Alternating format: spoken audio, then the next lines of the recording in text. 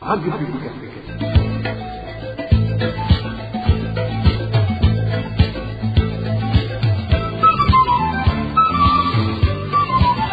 Radio Publique Africaine.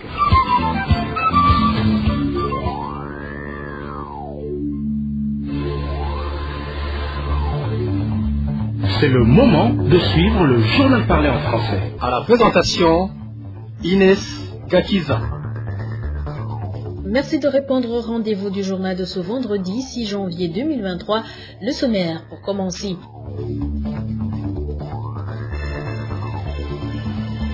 La zone Gatumba, encore une fois inondée, des ménages proches de la rivière de Lusizi commencent à être envahis par l'eau qui déborde de cette rivière. Les déchets de la prison centrale d'Angozi se déversent au quartier Kinyami. Les habitants du quartier craignent d'attraper des maladies de manque d'hygiène, comme vous l'entendrez tout à l'heure. Dans ce journal, nous vous parlerons aussi des dégâts causés par la pluie en province Bubanza ce jeudi. Tout de suite, le développement de ces titres.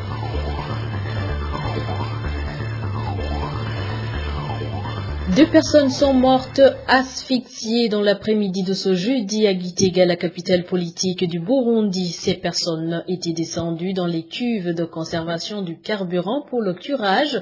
Deux militaires qui ont tenté d'intervenir ont aussi échappé de justesse à la mort. Ils sont hospitalisés et mal en point. Eric Nyonzima. Le drame s'est produit au quartier Nyabihirage de la ville de Gitega, tout près du camp militaire dit Centre Commando, plus précisément à l'ancienne station-service Sipebo. Les deux jeunes hommes décédés avaient été engagés pour nettoyer les réservoirs à carburant sur cette station qui venait de passer 5 ans sans être fonctionnaire. Les témoins oculaires indiquent que le premier jeune homme qui s'est introduit dans un réservoir destiné pour l'essence Sapa a aussitôt été asphyxié et est mort automatiquement. Son camarade qui allait lui porter secours a lui aussi subi le même sort. Selon notre source, des deux militaires du camp Centre Commando qui sont intervenus ont eu aussi échappé de justesse à la mort et sont sous soins intensifs à l'hôpital régional. Donc alors jeté le tort à celui qui avait confié cette tâche au défunt puisqu'il serait au courant que le carburant de type essence est plus nocif. Ainsi certains demandent que les familles éprouvées soient indemnisées. La source de la RPA au sein de la police à Gitega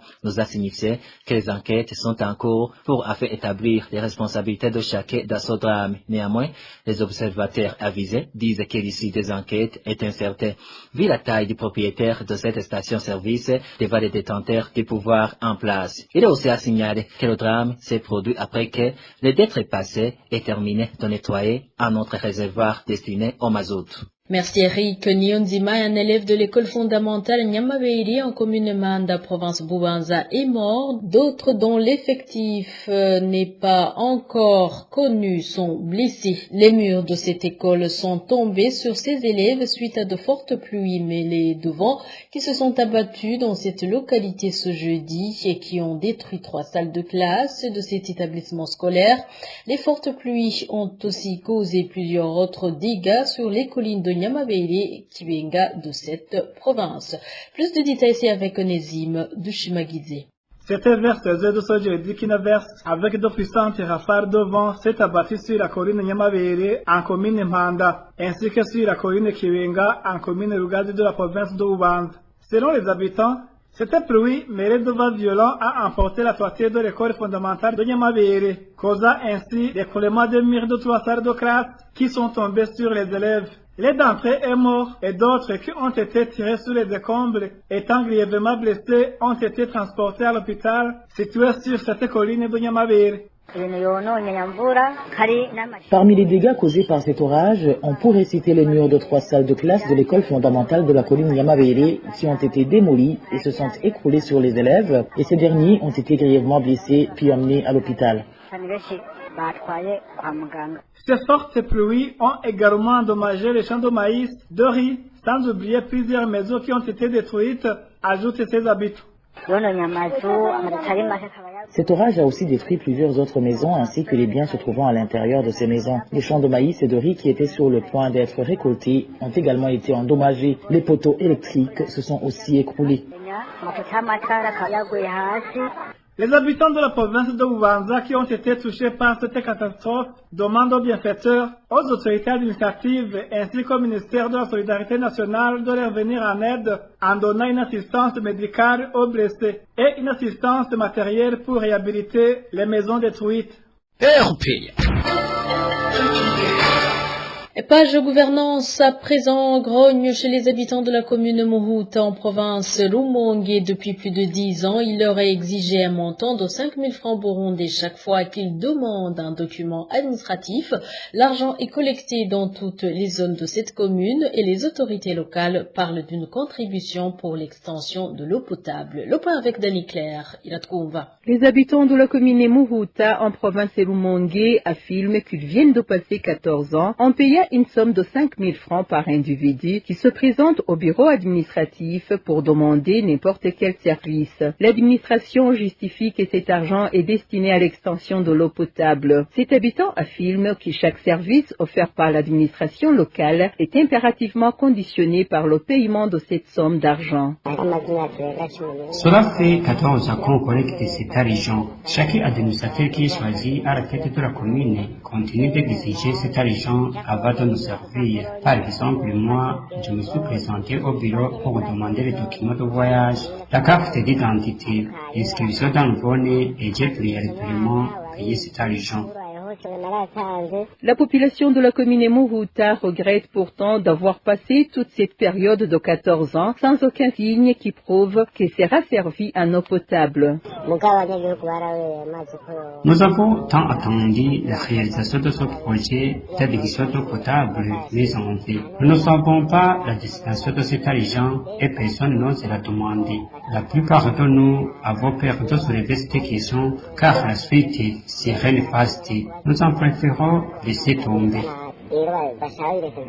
La rédaction de la RPA n'a pas encore pu joindre l'administrateur de la commune Muhuta, afin qu'il s'exprime à ce sujet. Je vous l'avais dit en titre, la zone Gatumba de la commune Mutimbuzi de nouveau inondée. Depuis la dernière semaine du mois de décembre l'an dernier, plusieurs familles parmi celles qui sont proches de la rivière Rusizi ont fui leur minage. Leurs maisons ont été inondées par les eaux de cette rivière. Cette partie de la population regrette que le gouvernement tarde à mettre en application les promesses de la construction des digues pour la stabilisation des berges de la rivière Rusizi. Témoignage d'un habitant de la zone Gatumba.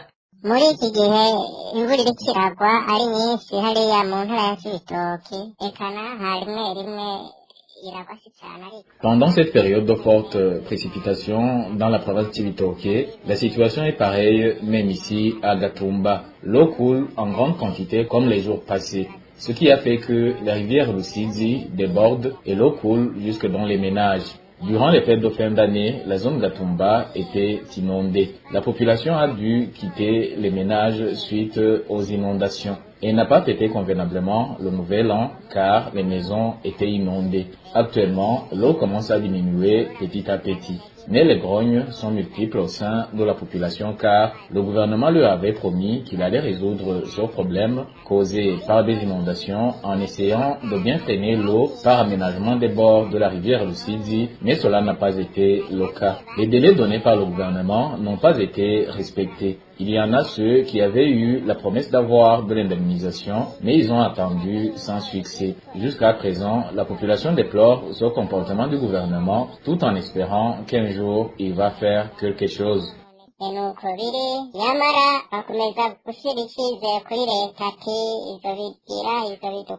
Une autre grande partie des habitants de la zone Gatumba vit la peur au ventre. Ils craignent de nouvelles inondations de plus grande envergure.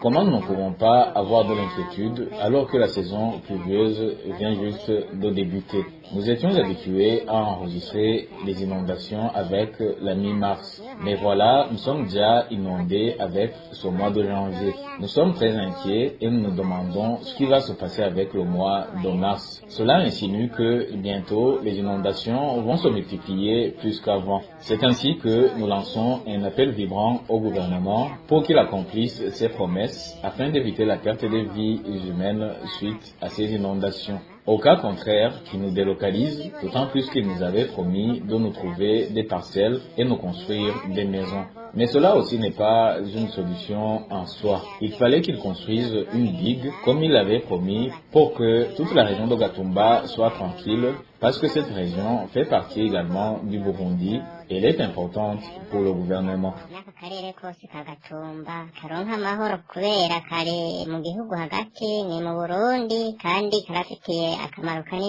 Le projet du gouvernement de construire un digue sur les berges de la rivière Rusizi a été financé par le PNUD. La population de la zone Gasare en commune Gassogwe, province Muyinga, plaide pour la réhabilitation du pont reliant les collines Kagourou et Rukinzo, un pont aussi indispensable dans la facilitation des activités de leur vie quotidienne. Depuis que ce pont est endommagé, non seulement ses activités sont perturbées, mais aussi cette population craigne d'éventuels accidents qui pourraient emporter des vies humaines. Le point avec Elvis Niomongere. Quelques troncs d'arbres constituant l'espoir de son port de la commune de Boissare sont pourris et d'autres sont déjà cassés. Ainsi, tous ceux qui le traversent s'inquiètent souvent de laisser la vie, selon la population des collines Rukinzo et Kagourou. De plus, la même population fait savoir qu'elle enregistre d'énormes pertes car que ce soit les élèves, les commerçants, de même que d'autres hommes d'affaires, tous se servent de son port dans nos différents mouvements qu'ils effectuent quotidiennement, témoignent cet habitant. C'est un pont qui relie la colline Kagourou et Rukinzo. C'est un pont très utile à la population. D'abord, les habitants de ces collines le traversent lors de la vente de leurs cafés, que ce soit à pied ou encore sur vélo et à bord de moto. Ensuite, les élèves utilisent tellement ce pont. Plus de 60% des élèves passent par ce pont pour se rendre à l'école, ce qui est pareil en cas de leur retour à l'école. Mais pour le moment, ils traversent ce pont avec beaucoup d'inquiétude à cause de son mauvais état. Certains sont obligés de s'arrêter un petit moment avant de le traverser. À part la population des collines Rukinzo et Kagourou, même ceux qui font le transport sur la route nationale numéro 6, parfois emprunter son port lorsque la RN6 ne fonctionne pas en cas de pluie ou autre problème, mais cela n'est plus le cas du fait qu'à part que les relations de voisinage entre les habitants des deux collines tendent vers la détérioration. Dernièrement, il y a un véhicule qui a fait un accident, ce qui fait que même ceux qui y passent à pied le font à contre-cœur. C'est un pont très utile à la population, car la route nationale numéro 6 n'est pas praticable, surtout à l'endroit appelé Rukinzo. Les conducteurs devaient bien emprunter ce pont, mais actuellement, cela est impossible. De plus, aujourd'hui, les relations de voisinage entre la population de la colline Rukinzo et celle de Kagourou n'est pas un bon terme, car il est difficile de passer sur ce pont. Ceux qui passent quand ils sont de retour du marché, ils y passent avec beaucoup d'inquiétude, surtout la nuit. Quand vous n'avez pas de torche, vous ne pouvez pas y passer pendant la nuit. Donc, ce pont nécessite un réaménagement dans l'immédiat avant que les gens n'y laissent pas la vie, surtout que même les planches qui servent comme support de ce pont sont pourries et cassées. Dernièrement, un véhicule y est tombé à cause du mauvais état des planches. Chagrinée, la population de la zone Boissari, surtout celle des collines Rukinzo et Kagourou, demande aux autorités concernées de réhabiliter son pont avant qu'il ne cause pas de dégâts et de pertes de vies humaines, surtout que celles de ceux qui y passent paient souvent des taxes. Merci à toi aussi Elvis Niomongere. Les employés de l'usine de thé Protem qui réclament les arriérés de 9 mois de salaire indiquent également qu'ils viennent de passer 5 ans sans obtenir certaines indemnités. Ils demandent aux institutions étatiques d'inspecter ce qui se passe dans cette usine, d'autant plus que leurs revendications ne sont jamais prises en compte par leur employeur. Éloge Divin, Remesha. En plus des arriérés de salaire de 10 mois, certains employés de l'usine de thé Protem disent que ces salaires impayés ont suivi le non-octroi de certaines indemnités. À titre illustratif, ces employés précisent qu'ils ont été cotés annuellement pour la dernière fois en 2016, un fait qualifié par cette source d'obstacle pour leur progression. L'usine de Protem, qui totalise plus de 10 ans depuis sa création, n'a fait que 2 fois seulement les cotisations annuelles de ses employés. En principe, s'il n'y a pas de cotisation, il n'y a pas non plus d'évolution pour un employé. Ce dernier n'obtient pas d'augmentation de salaire et aussi ils n'avancent pas de grade. C'est cela notre vécu, alors que c'est ce qui, en fait, s'habilite financièrement un employé. Alors que ces employés disent faire face au mutisme de leurs supérieurs, quand ils demandent des explications, certains trouvent que la direction générale ne se soucie pas de leur bien-être. Les prix de toutes les choses nécessaires dans la vie d'une personne augmentent du jour au lendemain, alors que nous ne connaissons pas l'augmentation des salaires. Actuellement, la situation s'est beaucoup plus aggravée, vu que nous ne touchons même plus de salaire. La RPA a tenté de joindre en vain par téléphone Fabien Garungu, directeur général de l'usine Protem, pour qu'il réagisse aux indignations des employés. Ces derniers demandent ainsi aux institutions étatiques en charge de l'inspection du travail de leur venir en aide. Et je vous rappelle que vous pouvez retrouver ce journal sur les différentes plateformes de la RPA sur YouTube, Twitter et Facebook et sur le www.rpa.bi, mais également vous pouvez avoir ce journal ainsi que d'autres productions de la RPA via WhatsApp en écrivant au plus 49 178 19 111 85. RPA. Les habitants du quartier Kinyami dans la ville d'Ongozi se disent gênés par les déchets provenant de la prison centrale d'Ongozi qui se déversent dans ce quartier. Cette situation est causée par la détérioration des tuyaux d'évacuation de ces déchets en provenance des toilettes de cette maison carcérale. La population de Kinyami alerte sur le risque d'attraper des maladies démentiales. Josiane Mozaneza. Ces déchets humains en provenance des latrines de la prison centrale d'Ongozi ont une couleur noirâtre. Ils inondent à longueur de journée la route goudronnée qui va vers la commune Bouillé et se propagent dans la cour des ménages du quartier Kinyami, proche de cette prison, pour finir enfin leur course dans la rivière Naka, délimitant les communes Ngozi et Mumba, ce qui inquiète beaucoup plus les habitants qui utilisent l'eau de cette rivière, car ils craignent d'attraper diverses maladies, surtout celles des mains sales. Selon nos sources, même les passants disent être indisposés par les odeurs nauséabondes qui s'y dégagent, comme en témoigne cet habitant de la place. Ces déchets dégagent vraiment une odeur effroyable. Ça nous incommode énormément. Quand on passe par là, on se demande comment les gens qui vivent aux alentours font pour supporter ça, vu qu'il faut se boucher le nez pour traverser cette rue. Les eaux mélangées à ces déchets sont tellement noires et sont visibles du matin à midi passé.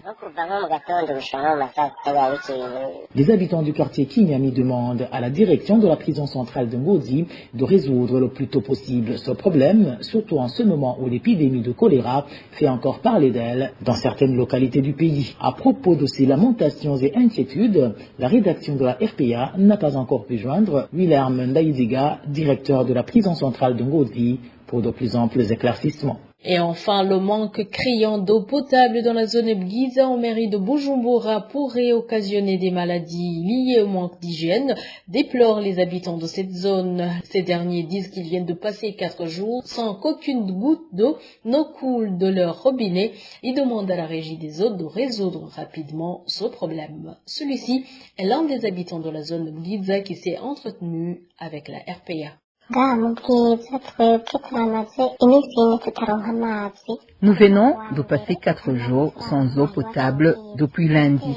C'est honteux, d'autant plus qu'on est en train d'entendre du choléra qui s'est déjà manifesté dans les quartiers de Kinama et partout ailleurs. Imagine un quartier qui passe 4 jours sans eau jusqu'aujourd'hui. On n'a même pas de l'eau pour se brosser les dents, sans parler de l'eau pour préparer la nourriture. On ne sait pas de quel problème il s'agit. Est-ce que la régie des eaux ne fonctionne plus ou bien vraiment, en tant que citoyens, nous implorons le gouvernement de trouver solution à ce problème. Le gouvernement qui n'est pas loin de la régie des eaux, qui nous aide à demander à la régie des eaux où réside le problème. Sinon, on va mourir de l'insalubrité. Vous voyez déjà que le choléra est à la porte et d'autres maladies liées aux mains sales vont nous attaquer. Que le gouvernement n'insiste pas simplement sur la pénurie du carburant, mais que la population ait d'abord de l'eau et de l'électricité. Et voilà, c'est par cette intervention d'un habitant de la zone Giza que nous mettons point final à ce journal. Merci de nous avoir prêté une oreille attentive. Merci à toute l'équipe rédactionnelle, sans bien sûr oublier l'équipe technique. Au micro, vous étiez avec Ines Gakiza. Excellente soirée, chef.